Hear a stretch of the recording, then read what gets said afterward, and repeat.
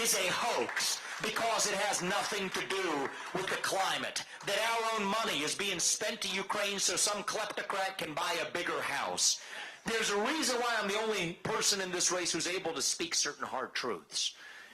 It's because every politician dances to the tune of their biggest donor. And in my case, that biggest donor is me. Okay? I'm not somebody's circus monkey.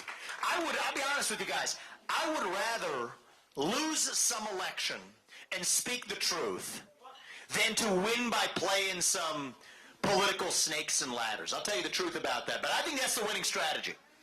I think we're going to shock the system with what happens on January 15th in Iowa and then January 23rd. That's really when we get this started. When we win New Hampshire right here at home. That's not my choice. That belongs to you. And you know we're going to speak the truth at every step of the way. The things I'm saying, they're controversial not because they are false, but because they are true. I will speak to you my conviction without apologizing for it. God is real. There are two genders. Fossil fuels are a requirement for human prosperity. It's a fact. Reverse racism is racism. An open border is not a border. Parents determine the education of their children. The nuclear family is still the greatest form of governance known to mankind. Capitalism still lifts us up from poverty, and we're not going to apologize for it. There are three branches of government in the United States, not four. And the U.S. Constitution, it is the strongest and greatest guarantor of freedom in human history. That is the truth. We fight for the truth. We stand up for the truth. That is what won us the American Revolution. That is what reunited us after the Civil War. That is what won us 2 world wars and the Cold War. That is what still gives hope to the free world. And if we can revive that dream over group identity and victimhood and grievance, then nobody in the world, not a nation, not a corporation, not a virus, not China is going to defeat us. That is what American exceptionalism is all about, and that is what we are going to revive to save this great nation. Thank you for coming out today, guys. We will not stop until we get the job done. God bless you. God bless your families. And God bless our United States of America. We're going to open this up. Let's practice what we preach a little bit. Right here, I'm going to take a couple questions from you guys. Don't hold back from me. I want to hear from you. Hey, Mark from Hampton, New Hampshire. Good to see you, man. Good to see you, too. You don't have to win me over. I'm going to vote for you, but I just have a question. For the people that don't believe in God, how do you convince them that that is like the most important tenet of your campaign? Because I don't need to, is the answer. What I need to convince them of is we have a First Amendment in this country that says 2 essential things. You're free to speak your mind, whatever your beliefs, including your atheist. You have the right to speak that in this country. But you also have the right to religious liberty, to the freedom of exercise of your religion. And part of what's happened in this country is, in the name of a tyranny, protecting against the tyranny of the majority, we've created a new tyranny of the minority. So I think it's wrong when the government pressures banks through the ESG movement, through the back door, to say that you can't get a loan from that bank because you might be on the Southern Poverty Law Center's list of hate groups because your church happens to believe in a traditional view of marriage. So you can follow up there. And so for me, that's what it's about, is preserve religious liberty. We've had an assault on that in this country. Do that. That's what this country is founded on, and that's what I'm going to stand for. And I just want to thank you for what you did today on Twitter Spaces to get Alex Jones back. Yeah, I've been advocating for that for a long time, and I think that, you know what, a guy who's right about a lot of things, he's been wrong about some things too. But you know what, if every person was going to be censored, exactly. Comes back to that First Amendment. Free speech doesn't include just speech you agree with. It includes the speech you disagree with. So I will always fight for your right to speak. Even if you disagree with me, I will defend to the death your right to say it. That's who we are as Americans. And so I said, welcome back to Alex Jones. We brought him back today, and I'm glad for it. Go to the next question. Right here. question. Yeah. And then we'll come to you right after that, man. Your stance on veterans. I'm just saying this Yep. because honestly, our son went to Iraq. He came back. He's not the same kid. He has his spine fused in 3 places. He always thought he was going to be a fireman. He came back and no fire company will take him with 3 fuses in his spine. What's his name here? What's his name? VA, his name's Jay. Jay? Well, tell Jay thank you for doing his part to I will. step up for this But country. What are we going to honestly, do for him is the question. That is exactly the question. So you know what? We have gone through back channels, to get this boy, man, whatever, healthy. Yep. You shouldn't have to The do that. VA, no, the VA sucks. I'm sorry, the VA sucks. Bottom line, the VA fucking sucks. Boom, I said it. Medication. Let me give you my answer. Do nothing. What's your name? My name is Joyce. Joyce, I owe you an answer to this. And I owe every veteran an answer to this. So honestly, can I tell you this? Yep. The VA's answer is nothing but put my kid on drugs, right? I know this. My kid refused that drugs because it made him stupid. And a lot of these drugs are not. But you know what? The pharmaceutical industry wants him to do it. We went through back channels, right? Yep. Because the VA does not recognize THC as a medical. I think you're going to like what I have to say. So listen to me, all Yep. right? I think we're on the same page here. We found him a card, got medical THC. He is a human being again. He will. Gummies solved every goddamn problem that he ever had. Because he's a smart man and yet to realize his potential. Thank you. So, that's exactly what and that's what every veteran deserves in this country. Why? Well, it's corruption. I'm going to tell you the answer. I'm sick of complaining about the problem. Let's talk about what we're going to do to actually fix it, okay? Thank you. So on Veterans Day, actually here in New Hampshire, it was here in New Hampshire, we unveiled our comprehensive veterans policy to fix the VA. Let me lay down for you a few things we're going to do. I mean, the first thing, and I'll come back to this one later, we shouldn't be sending our sons and daughters to go fight somebody else's war when we're not protecting this country. So it starts with respecting our veterans that way. But let's talk about what we do for the people who are here. First thing is, we need decompression buffers. When you come back, you don't just thrust people back into civilian life. You train them. You actually have a decompression buffer. That brings down rates of PTSD. Next thing is we need privacy restrictions. Many veterans aren't reporting their PTSD because they get tagged with the red flag law. That's not fair. Every veteran should be able to have the privacy restriction to be able to report what's wrong with them. Now I want to tell you what we're going to do actually as it relates to medication. This one's controversial in the Republican Party, but I don't care. Schedule 1 substances should be descheduled for veterans with PTSD. Full stop.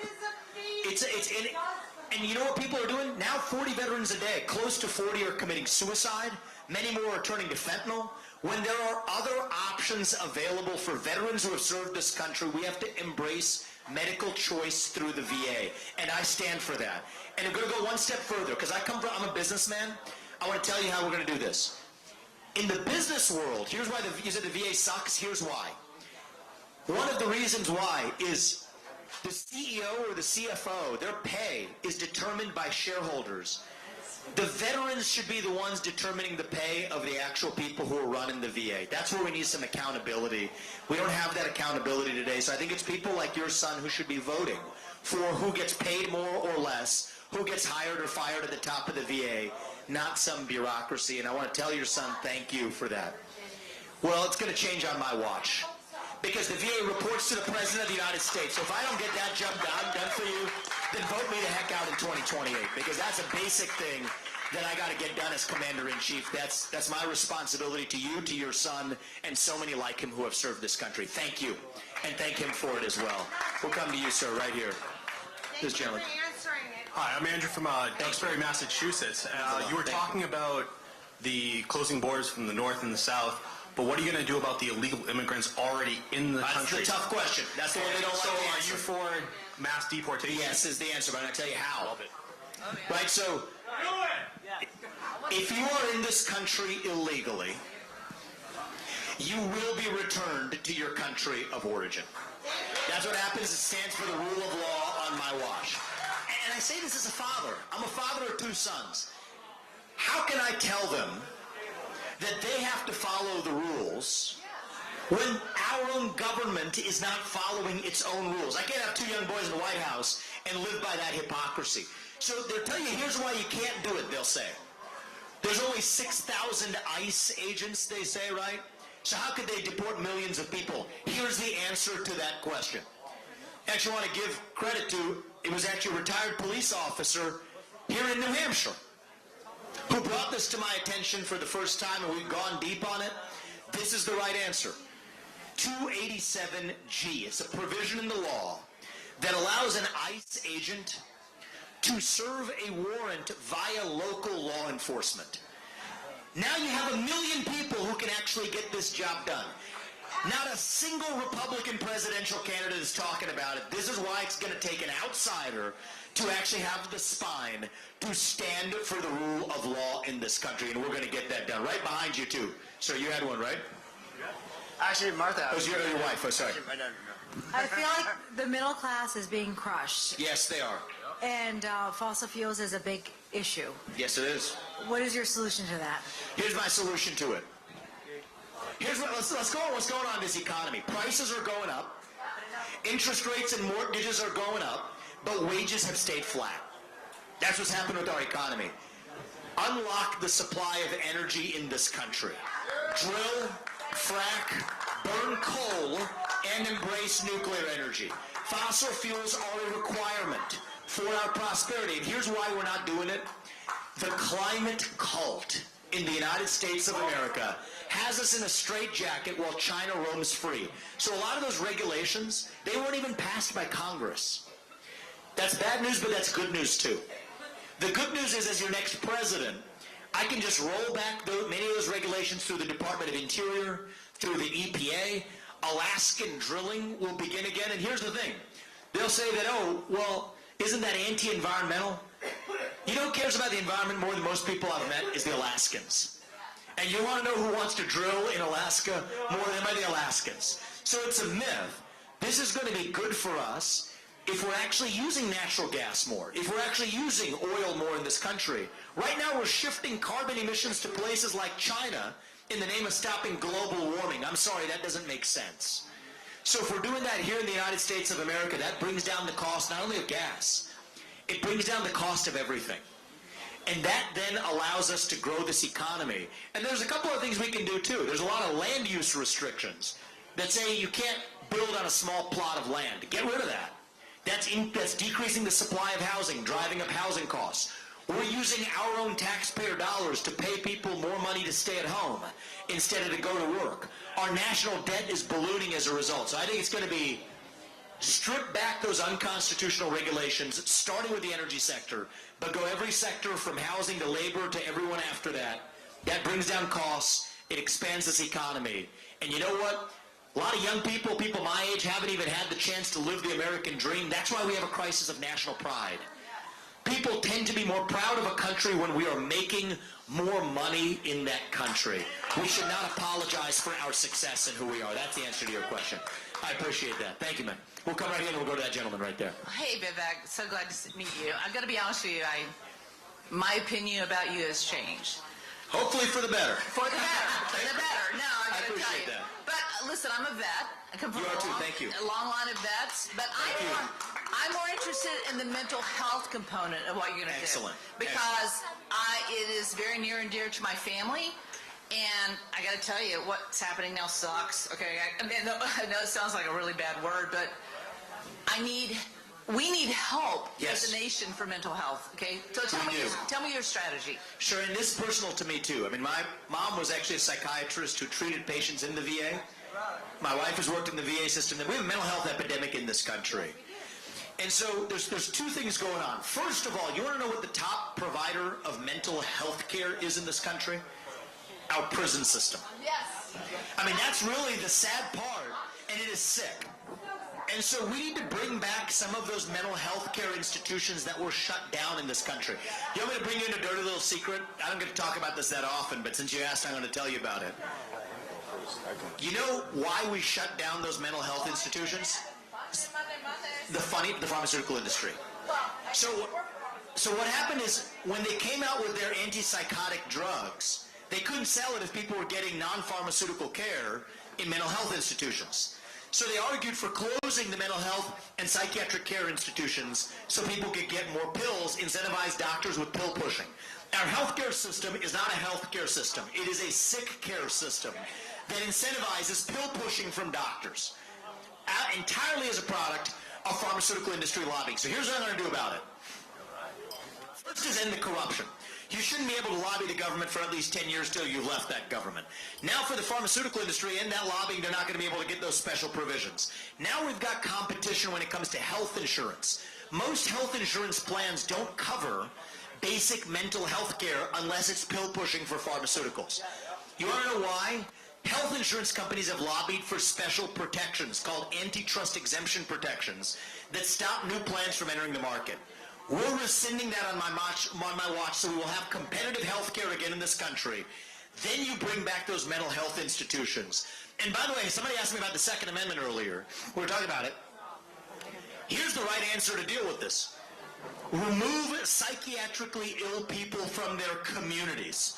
That's what we need to do sooner than removing guns from law-abiding citizens if they're violent and dangerous. And then I want to go one layer deeper here, because it's not just about policy. What's going on in the country right now is we're hungry for a cause right now. Young people especially, we are starved for purpose and meaning and identity at a time in our history when the traditional things that used to ground us, family, faith, patriotism, hard work, these things have disappeared. And that leaves this black hole in our hearts. And when you have that vacuum that runs that deep, that's when the poison fills the void. Wokeism, transgenderism, climatism, COVIDism, depression, anxiety, fentanyl, opioids, suicide. These are symptoms of a deeper void of purpose and meaning in our country. That's really why we're lost. And so it's going to take a president as well. There's a role for the president to play here. Half the job is policy, and you all are asking me about policy. But the other half of the job is going to be reviving our national character. Answering who we are as Americans. We're hungry to be part of something bigger than ourselves, yet we can't even answer what it means to be an American. Well, we're going to be great again, and that's what it's going to be. Fill that vacuum in our hearts, then our mental health epidemic goes away. That's what I owe you as your next president. We'll give this question, the last question, we'll take one question after that. My name is Jonathan. I'm 35. Good to see you. I like your hat. Thank you. And my question is, what would you do about oligopolies, duopolies, and monopolies suppressing our freedom and other things? Well, I think where you see that number one is in big tech, suppressing our right to express ourselves. So here's the right answer, though. Who's creating that? It comes back to the government. The government is threatening companies to do through the back door what the government could not get done through the front door under the Constitution. That's illegal. So on day one when I'm in office, we're going to say any federal bureaucrat who has threatened a private company to do something that the government couldn't do on its own, we're going to publish it. It's like what Elon, I was on that Twitter space with Elon earlier today. We were talking about some of this stuff. He said we're going to expose the way the government pressured Twitter, and we saw that. Well, I'm going to expose that for any time the government's done it for any company. Roll that log over, see what crawls out. I'm bringing the pesticide. That's the way it looks at me, all right? That's illegal behavior, and we have to hold those government actors accountable. If they're illegally getting companies to do silencing speech or stopping loans that the government couldn't do directly, that's illegal and it ends on my watch. Thank you for that question. We'll take one last question and then we'll wrap up. Gun control. Well, gun control is what we really need is mental health care in this country. I mean, that's what we really need. Go to the root cause. Second Amendment exists for a reason. You want to know why? It's the one amendment that protects all the other ones. That's not going to go away. Oh, not on my watch it isn't going to go away. So that's the right. And the other answer is the ATF. I want to tell you something. The ATF needs to be shut down. The ATF has infringed our Second Amendment liberties. We have to stand for who we are as Americans. The Second Amendment is the one that puts the teeth into all the other ones. I want to leave you guys with something tonight on this. You know, every other country claims to offer freedom. China, Iran, otherwise, they don't have a Second Amendment. We do. That's the difference for why we have freedom in this country. New Hampshire stands for it too. We'll go to this gentleman right here. We'll give you the final word, sir. Yeah. We have a Second Amendment for a reason. It's to actually defend ourselves against government overreach. Vivek, I'd like to congratulate you first on your performance in the last couple of debates. I love the fact that you took out Chris Christie. Thank you. It's about time you got a taste of his own medicine. He's nothing but a political hitman. No chance of ever being president, so thank you. He's not going to roll over me. No, he's not. Going to, I got a question for you about China. Yeah. Okay. Yeah, China currently owns about 400,000 acres of farmland in our country. They do. And currently, right now, there's about 1,000 military-aged Chinese men coming through the Panama Gap, Darien Gap in Panama. I'm glad you know this. Through the jungle, and they're being shipped to these places, and these are all centered right around some of our most secretive sites. What does the President Ramaswamy do for its day one with regards to buying property, having China buy property in our country? What do you do?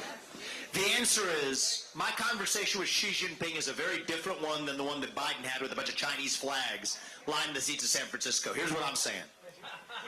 A serious conversation with Xi Jinping. You will not buy land in this country. You will not donate to universities in this country. U.S. businesses will not expand into the Chinese market. We're kicking you out of the WTO, and we will hold you accountable for unleashing hell on the world with the COVID-19 pandemic.